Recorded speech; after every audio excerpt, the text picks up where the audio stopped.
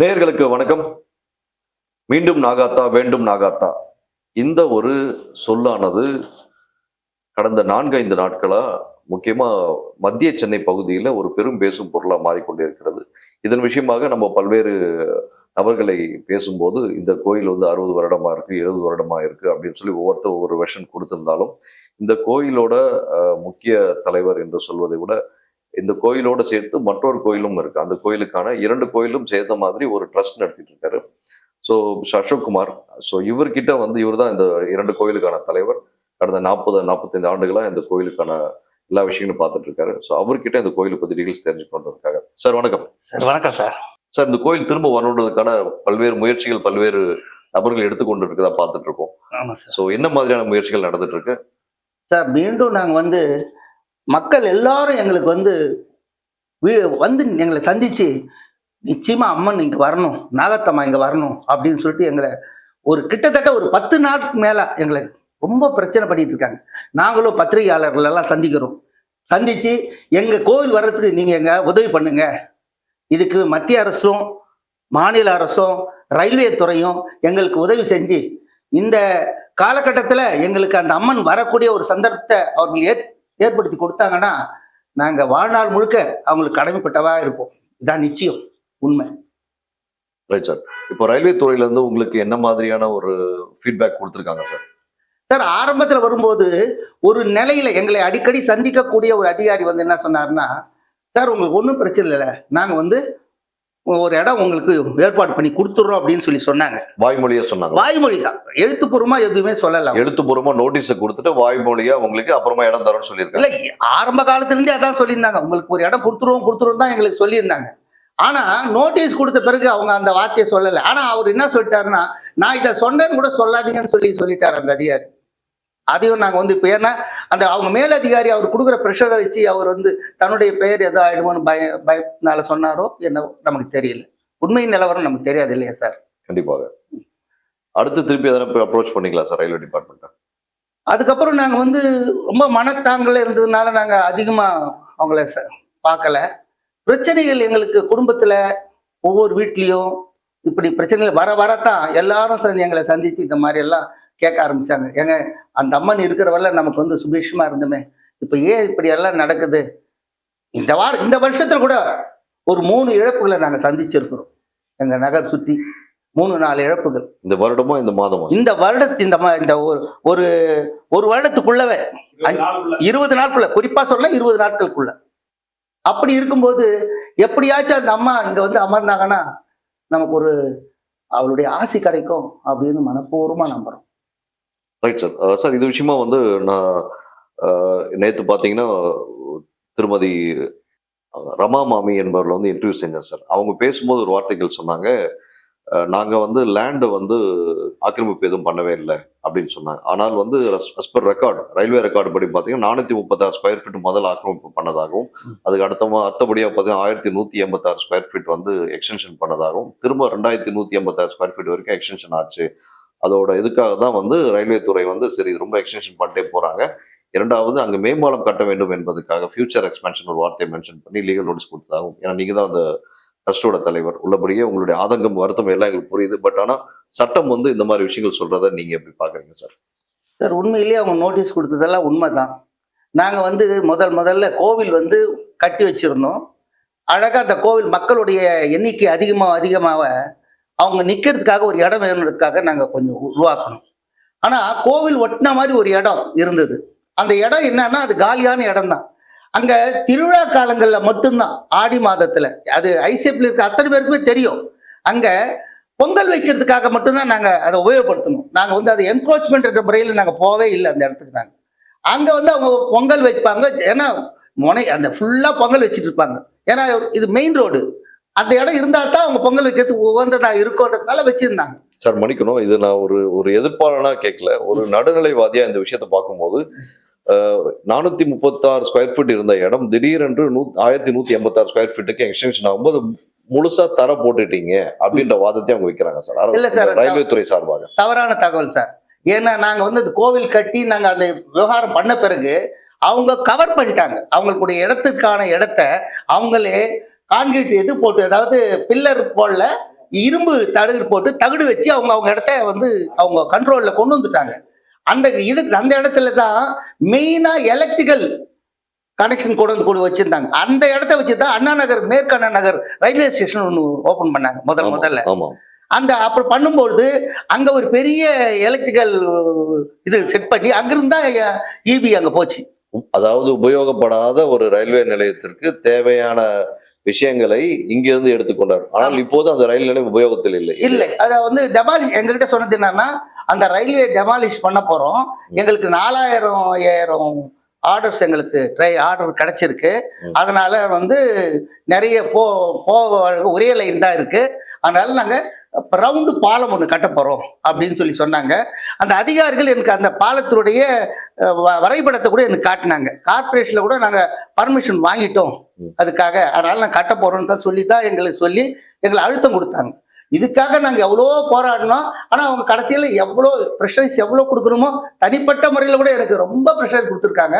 கடைசியில போலீஸ் டிபார்ட்மெண்ட்டை வச்சு பீஸ் கமிட்டி மீட்டிங் போட்டு அங்க வச்சு எங்களுக்கு வந்து ப்ரெஷரைஸ் கொடுத்ததுனால நோ அதர் கோ, வேற வழி இல்லை, இது ரயில்வே இடம், அவங்க இடத்த நம்ம வந்து அவங்க கொடுக்க மாட்டோம்னு சொல்றதுக்கு நமக்கு ரைட்ஸ் கிடையாதுன்ற ஒரு எண்ணத்தின் அடிப்படையில தான் நாங்க வந்து அப்போ கூட நான் சொன்னோம், எங்களுக்கு ஏதாவது நீங்க பாலம் கட்டும் போதாச்சும் கீழே ஏதாவது கொடுக்கறதுக்கு வழி பண்ணுங்க அப்படின்னு கூட கேட்டிருக்கோம். ஆனா அவங்க வந்து கொடுக்கறேன்னு சொல்லல, பரிசீலனை செய்யறோம் கொடுக்கணும்னு சொல்லல, கொடுக்கலன்னு சொல்லல. அதான் உண்மை. நன்றி சார், தங்கள் வருகைக்கும் கருத்துக்கும் மிக்க நன்றி. ரொம்ப நன்றி சார். இதை இந்த அளவுக்கு எங்களுக்கு இந்த ஆலை வர்றதுக்கு உதவக்கூடிய உங்களுக்கு இந்த நேரத்தில் நன்றி தெரிவிச்சுக்கிறேன். வணக்கம். ஸ்ரீ குருப்யோ நமஹ. அருணமணி நிவாங்கம் அக்னிகேசம் கரண்டம் டமருக திருதசூலம் கட்கஹஸ்தம் கபாலம் அனல நயனநாகம் ஆசனம் பத்மபீட்டம் நிகல புவன மாதா சீதலா மாரி ரூபம். நான் சிவஸ்ரீ ரமேஷ் சிவாச்சாரியார், எல்லாமல்ல ஸ்ரீ முத்துமாரியம்மன் ஆலயம், அதாவது அண்ணாநகர் மேற்கு நாவலர் நகர் முத்துமாரியம்மன் தெருவில் எழுந்தருளி அருள்பாலித்துக் கொண்டிருக்கும் ஸ்ரீ முத்துமாரியம்மன், நாகாத்தம்மன், சந்தோஷமாதா ஆலயம். இந்த 3 ஆலயங்களும் ஒருங்கே இணைந்து டெஸ்ட் மூலியமாக பரிபாலனம் செய்து கொண்டு வருகிறார்கள். இந்த முத்துமாரியம்மன் ஆலயத்தில் அருகாமையில் திருமங்கலம் ரோடு அப்படிங்கிறது வில்லிவாக்கத்தையும் அண்ணா நகரையும் இணைக்கக்கூடிய ரோடு. இந்த வில்லிவாக்கத்திலேருந்து அண்ணா நகருக்கு வர்றவங்க எல்லாரும் அந்த ரோட்ல அந்த பாதையில தான் வருவாங்க, ரயில்வே கேட் தாண்டி வருவாங்க.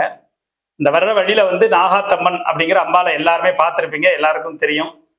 இருந்தாலும் அந்த அம்பாளுடைய வரலாறு அப்படிங்கிறது வந்து முத்துமாரியம்மன் ஆலயத்திலிருந்து ஒரு 80 ஆண்டுகளுக்கு முன்னாடி சர்ப்பம் அங்கே இருந்து கிளம்பி இந்த இடத்துக்கு வந்து இங்கே உள்ள புத்துல வந்து குடிகொண்டதாகவும், அங்கே ஒரு சின்ன சுயம்பு அம்பாலாக இன்னமும் அந்த அம்பாள் இருக்கு. சுயம்பா உள்ள அம்பாள், வளர்ந்த அம்பாள். இன்னைக்கு பூஜை பண்ற இடத்த பக்கத்துல வந்து சின்ன அம்பாள் ஒன்று வச்சிருக்கோம். அந்த அம்பாள் சுயம்பா வளர்ந்த அம்பாள் சொல்லி அந்த இடத்துல இருந்தது.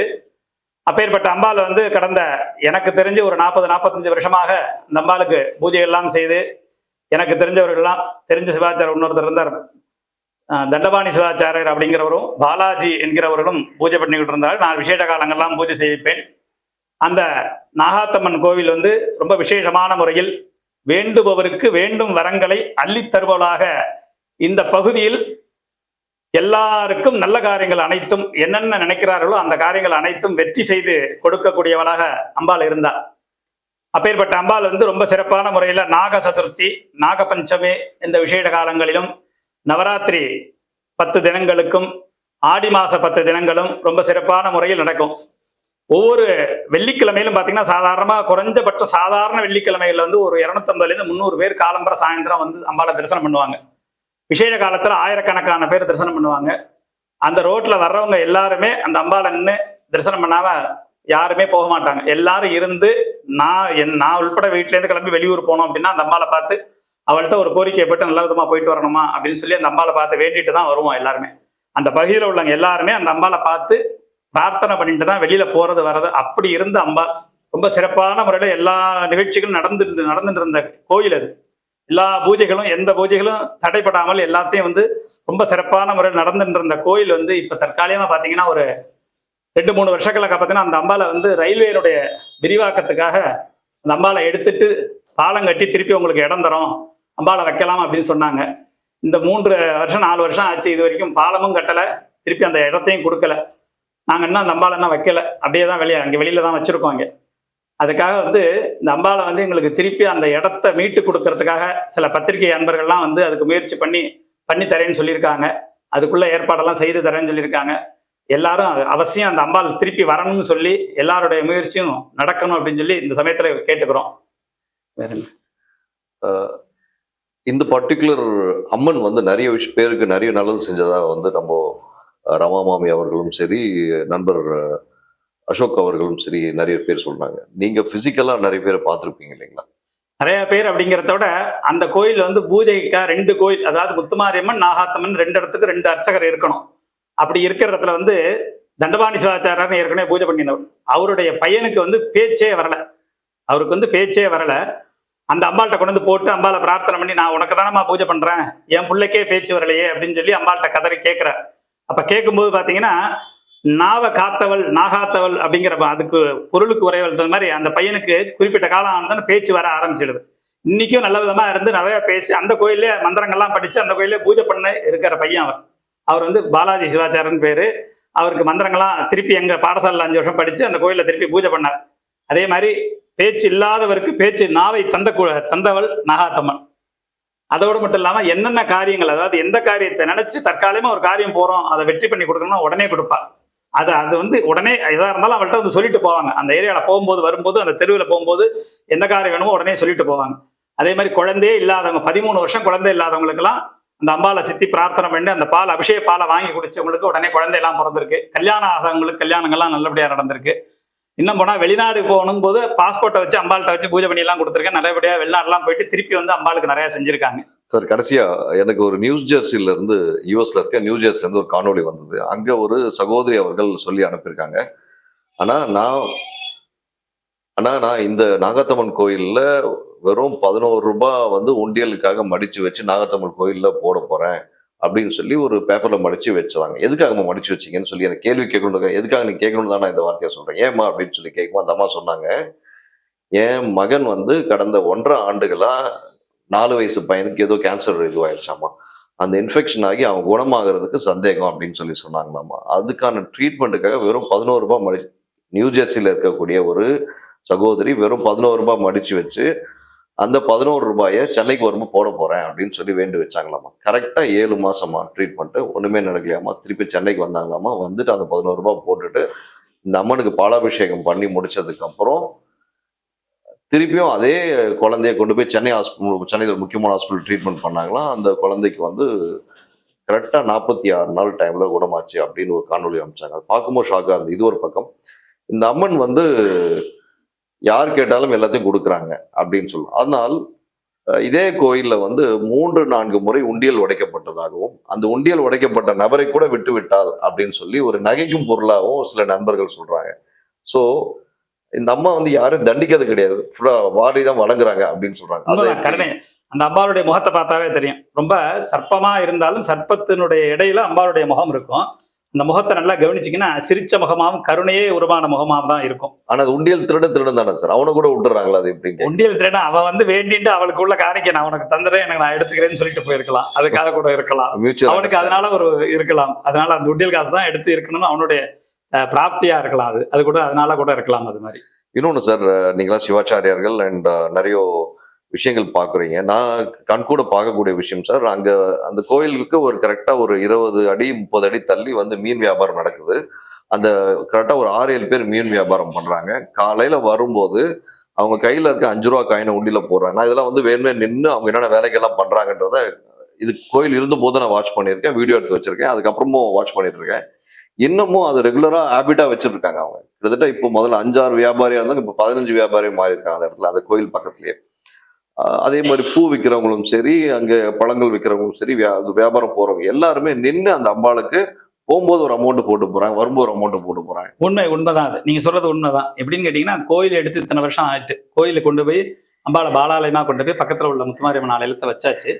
இருந்தாலும் வந்து அந்த அம்பாளை எடுத்த பிறகு எனக்கு தெரிஞ்சு குறைஞ்சது ஒரு 7-8 மாச காலம் ஒரு அன்பர் வந்து அவங்க ரயில்வே வந்து அதுக்கு தடுப்பு ஏற்படுத்தியிருந்தாங்க. அந்த கோயில் நம்ம இருந்த இடத்துல ரயில்வே வந்து தடுப்பு ஏற்படுத்தியிருந்தாங்க. அதை மீறி உள்ள போய் அந்த அம்பாள் இருக்கிற மூலஸ்தான இடத்துல வந்து தொடர்ந்து விளக்கு எரிஞ்சுட்டே இருந்தது. காலம்பரை சாயந்தரம் எப்ப பார்த்தாலுமே விளக்கு தொடர்ந்து எரிஞ்சுட்டே இருந்தது. என்ன அப்படின்னு கேட்டீங்கன்னா, அது வந்து அவருக்கு வந்து அம்பாள் இன்னும் போகலை, இங்கதான் இருக்கா, இவங்க வேணா நீங்களாம் எடுத்துட்டு போயிட்டீங்க, இருந்தாலும் அம்பாள் எனக்கு அங்கதான் இருக்கா. இன்னமும் அவர் வரும்போது அங்க நின்று சாமி கும்பிட்டு தான் இன்னுமே எல்லாருக்குமே. ஐயா, எல்லாருக்குமே அவர் மட்டும் எப்படி இல்லை சார், நானும் எப்போ பொதுவா போனாவே போனாலும் கை வந்து அந்த இடத்துக்கு போகும்போது கை கும்பிட தோணிடும். அந்த இடத்த பார்க்கும்போதே கை அம்பாள் இருக்கிறது மாதிரி தான் இருக்கும். கையெடுத்து எல்லாரும் இன்னைக்கு நான் மட்டும் கிடையாது, நான் வரும்போது கூட நானே அந்த அம்பாள் எடுத்து பாலாலயம் பண்ணி வச்சா கூட எனக்கு இன்னமும் அம்பா அங்க இருக்கான்னு சொல்லி வரும்போது போகும்போது அந்த இடத்த சொல்லிட்டு தான் போவேன். அது இன்னும் எல்லாருமே அங்க உள்ள எல்லாருமே நம்புறாங்க, அது மாதிரி தான் நம்பிட்டு இருக்காங்க. நன்றி சார். கண்டிப்பா நம்ம அனைவரும் முயற்சி வெற்றியடும் என்று நம்புகிறோம். கண்டிப்பா இந்த ஒரு விஷயத்தை ரயில்வே துறைக்கு புட்டப் பண்ணலாம், என்ன பண்றாங்கன்னு பார்க்கலாம் சார். கண்டிப்பா நிச்சயமா அவசியமா வந்து எவ்வளவு சீக்கிரம் அந்த அம்பாளை வந்து மீட்டு அந்த இடத்துக்கு கொண்டு வந்து வைக்க முடியுமோ வச்சு கொடுங்க. உங்களுக்கு ரொம்ப நன்றி. எல்லாருக்கும் அவசியம் எல்லாருமே முயற்சி பண்ணி அம்பாளை சீக்கிரம் கொண்டு வரதுக்கு முயற்சி பண்ணுங்க. நேர்களே, இப்போ திரு அசோக் அவர்கள் சொன்ன இந்த விஷயங்களை நம்ம பார்த்துருக்கோம். முக்கியமா இந்த காணொளி மூலமா மாநில அரசுக்கும் மத்திய அரசுக்கும், அதுவும் முக்கியமாக ரயில்வே துறைக்கும் நமது சேனல் சார்பாக ஒரு அன்பான தாழ்மையான கோரிக்கை என்னவென்றால், இந்த பர்டிகுலர் நாகாத்தம்மன் இந்த கோயிலானது சுமார் 70 ஆண்டுகள் மேலாக இந்த பகுதியில் இருந்து வந்து கொண்டிருக்கிறது. திரு அசோக்குமார் அவர்கள் 40 ஆண்டுகள் மேலாக வந்து இந்த ஒரு கோயிலுக்கு வந்து தலைமை பொறுப்பெடுத்து பல்வேறு விஷயங்கள், பல்வேறு நலத்திட்டங்கள் செய்து கொண்டிருக்கிறார். ஸோ இவர் தொடர்ச்சியா அடுத்தபடியா அந்த கோயில் பூஜாரி ஒருத்தர் வந்திருக்காரு, அவர்கிட்ட நம்ம பேச போறோம். அதுக்கு முன்னாடி சில விஷயங்களுக்கு பதிவு பண்ணோம். ஏன்னா ரயில்வே துறையில வந்து சொன்ன விஷயம் 436 ஸ்கொயர் ஃபீட் தான் நாகத்தம்மன் கோயிலுக்குன்னு சொல்லிட்டு அலாட்மெண்ட் டைரக்ட் பேப்பர்ல கொடுக்கல. பட் இவங்க என்க்ரோச் பண்ணி பயன்படுத்திட்டு இருக்காங்க. கரெக்டுங்க. இதெல்லாம் எதுக்காக இந்த விஷயத்த பதிவு பண்ணோம்னா, 70 ஆண்டுகள் முன்னாடியும் கூட அது ஒதுக்குப்புறமா இருக்குன்றதுனால அந்த இடத்துல வந்து சமூக விரோத செயல் நடந்துட்டு இருக்கு. இந்த மாதிரி விஷயங்கள் நடக்கக்கூடாது என்பதற்காக அப்பவே வந்து சமயோகத்தனமா திங்க் பண்ணி அந்த இடத்துல ஒரு கோயிலை வச்சு, ஏன்னா அந்த கோயில் இவங்கள டைரக்டா வைக்கல, அங்க வேற முத்துமாரி அம்மன் ஒரு கோயில்ல இருந்து ஒரு நாகம் வந்து சர்ப்பம் அங்க கிட்டத்தட்ட ஒரு 1/2 கிலோமீட்டர் டிராவல் பண்ணி இந்த இடத்துல வந்து சுயமா உட்கார்ந்த மாதிரி ஒரு விஷயங்கள்லாம் சொல்லப்படுது. அங்க ஒரு வயதான பாட்டி, 99 வயது கூடிய ஒரு பாட்டி ஒருத்தவங்க கிட்ட நான் தனிப்பட்ட முறையில் போய் இன்டர்வியூ பண்ணி பேசும்போது அவங்க சொன்ன விஷயம், இது சுயம்பா ஒரு அம்மன் வந்து இங்க வந்து உட்கார்ந்தாங்க, நாகம்மா வந்து உட்கார்ந்தாங்க, இதுதான் நான் வாழ்ந்த காலத்துல நான் பார்த்தது அப்படின்னு சொல்லி ஒரு அம்மா சொல்றாங்க. இதன் விஷயமாக கிட்டத்தட்ட இன்று வரை கடந்த 16 நாட்கள்ல இன்று வரை ஒரு 64 நபர்களை நான் சந்தித்து விட்டேன். அவர்களிடம் காணொலியும் எடுத்துள்ளேன். இந்த காணொலியோட தொடர்ச்சியாக அவர் ஒவ்வொருடைய பேச்சும் வந்து கண்டிப்பாக நம்ம சேனல்ல ரிலீஸ் ஆகும். பட் அட் சேம் டைம் பார்க்க வேண்டிய விஷயம் என்னன்னா, 436 ஸ்கொயர் ஃபீட்ல இருந்து திருப்பி 1186 ஸ்கொயர் ஃபீட், அப்புறம் 2186 ஸ்கொயர் ஃபீட்னு சொல்லி கவர்மெண்ட் சொல்லக்கூடிய இந்த கவர்மெண்ட் சார்பா சொன்ன அந்த அதிகாரி விஷயத்தை வந்து இங்கேயே நான் ஸ்ட்ரைட் டு ஃபார்ம்ல மீடியால கொண்டு வரேன்னு பாத்தீங்கன்னா, அந்த 436 ஸ்கொயர் ஃபீட்ல கோயில் இருக்கு. பக்கத்துல கொஞ்சம் காலி, கொஞ்சம் ஒதுங்குற இடம்ன்றதை விட கொஞ்சம் இருட்டான இடமா இருக்கு, முள்பொதரா இருக்கு.